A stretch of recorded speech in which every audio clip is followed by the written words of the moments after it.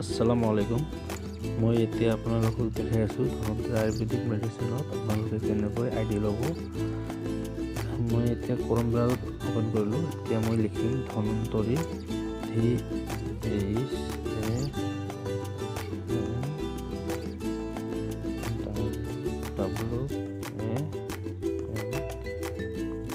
DHANTRI ধনন্তৰী।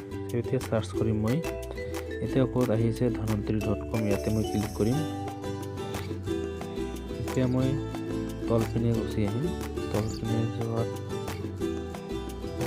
একদম লাষ্টত মই ইয়াতে IBD লগইন ইয়াতে মই ক্লিক কৰিম।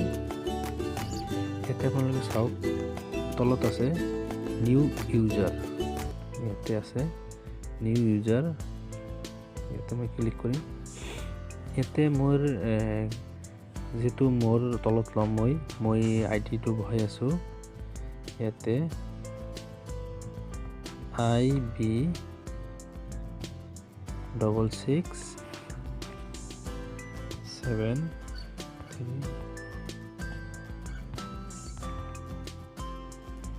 এতিয়া মই কেপচাটো কপি কৰিম, কপি কৰি ইয়াতে বহাই দিম।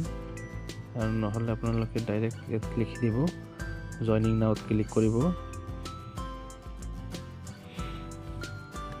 এতিয়া টাইটেলত মই দি দিম, টাইটেলত দিয়াৰ পিছত ইয়াতে নামটো লিখি দিম।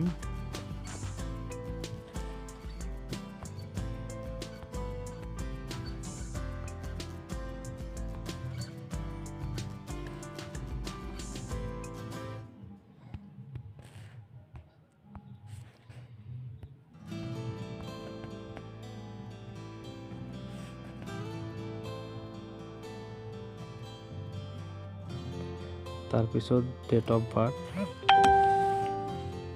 বাৰ্থটো লিখি দিম মই।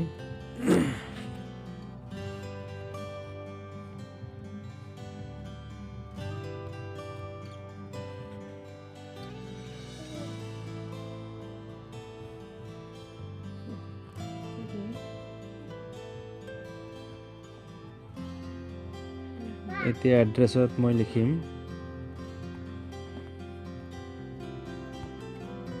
মই ভিলেজটো লিখি দিম ইয়াতে।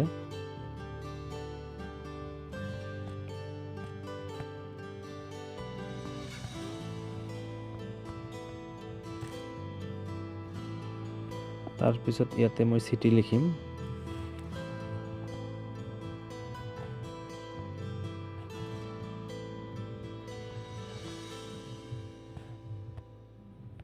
ইয়াতে ডিষ্ট্ৰিক্টটো বহাই দিম। চিটি আৰু ডিষ্ট্ৰিক্ট আপোনালোকে একে দিব পাৰে।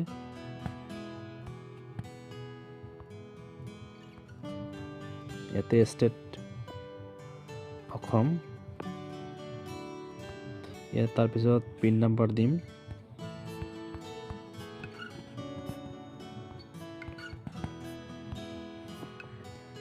তাৰপিছত এইটো ইণ্ডিয়া থাকিব।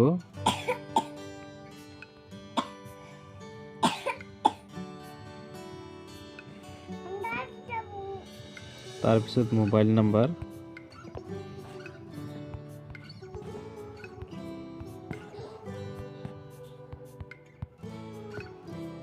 ইয়াতে অল্টাৰনেটিভ নাম্বাৰ দিব পাৰে, নিদিলেও হয়। ইয়াতে কেপচাৰটো কপি কৰিব, কপি কৰি পেষ্ট কৰিব ইয়াতে, নহ'লে টাইপ কৰি দিব। আপোনালোকৰ যেটা সুবিধা হয় সেইটো আপোনালোকে দি ল'ব। এতিয়া ৰেজিষ্টাৰ নাও।